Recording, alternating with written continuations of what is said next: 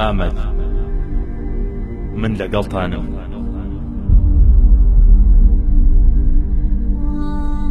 چاوی ئامە دەڵێ خۆ باوکم زۆر باش دەیزانی بە دەست و قەڵەمە بڕشتەکەی، بە ڕاپۆرتە سەرکەش و سرکەیەکەی، بە گزنگی نیگای پڕ لە دڕکەکەی، تابوتی مەرگ و تووڕەیی ماڵاوایی بۆ باڵای ڕازی دڵی خۆی دەچنێ.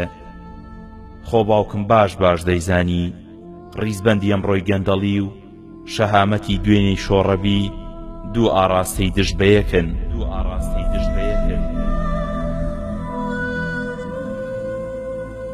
خۆ باوکم سوور دەیزانی ڕووباری دادووشک بووە و پشووی ژیان ماندوو بووە و تیغی دەستیان تەڵەی چاویان هەناسەی ئەویان ڕاو کردووە. چاوی کاوەش تا ئەبەد هاوارەکە، نەوەک خۆر ئاوا دەبم، نەوەک مانجیش بە ڕۆژون و بە شەو عاشق.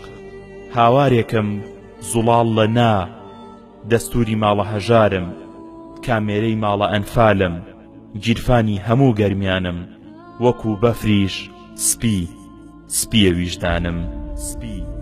سپیە ویژدانم.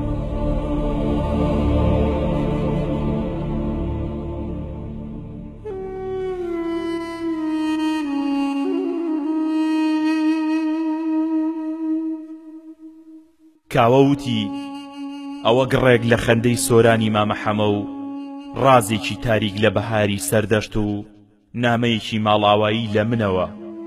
هەر سێ دەکەمە باوەشێک لە بێنازی، لە کێڵگەی عەدەمی ئەم نیشتیمانەی دەچنم. ئەوە بزەی بێدەنگەکەی سۆران بوو، چاوی لە بێهیوایی هەڵکشا بوو، هەناسەی لە قەتار و ئەڵاوەیسیەکەی عەلی مەردان و ڕۆحی لە سەبری گەڕانەوە بەرەو کوێستان و لە مەراقی دوور و درێژی مادەی 140 و لە چاوەڕوانی گۆدۆدا ڕۆچوو بوو.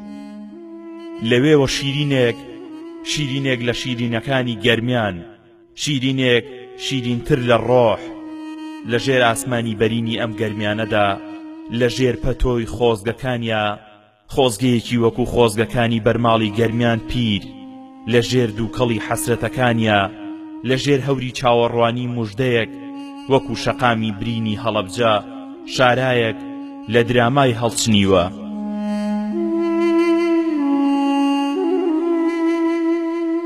من شیرینم بەناو شیرین، ناخم شاژنی درەختی تراژیدیای گەرمیانە، لقەکانم هەر پاییزی دەدوێن و ڕەگەکەم هەر بە غەدر ئاو دەدرێ، چاوەکانم هەر خۆزگە دەشۆنەوە و کەزیەی خۆڵە مێشیەکەمیش بە سێ تاڵی درێژ دەهۆنمەوە. خۆ من هێشتا پارچەیەکی دڵم هەروە لە ژێر لمی عەرعەر و پارچەیەکی تری لە توێی خۆڵی خاکێکی تادارە. خۆ من هێشتا ئەو دیوی تەنیاییم تاریکتر و ئەم دیوی تەنیایی ناخیشم، لە ڕەنجی ژاڵە و لە تامی تاڵی دابڕان هەڵئەسوم.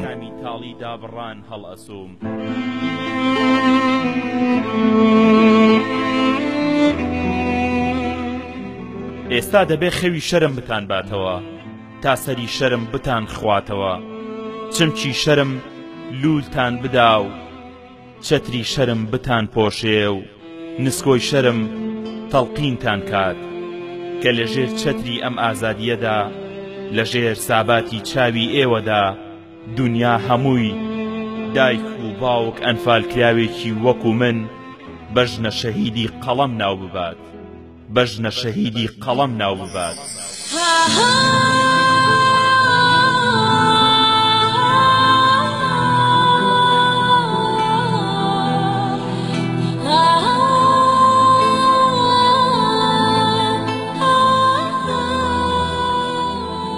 ئامەد من لەگەڵتانم. نووسینی مەدیحە سۆفی، خوێندنەوەی جۆن ڕوو محەممەد.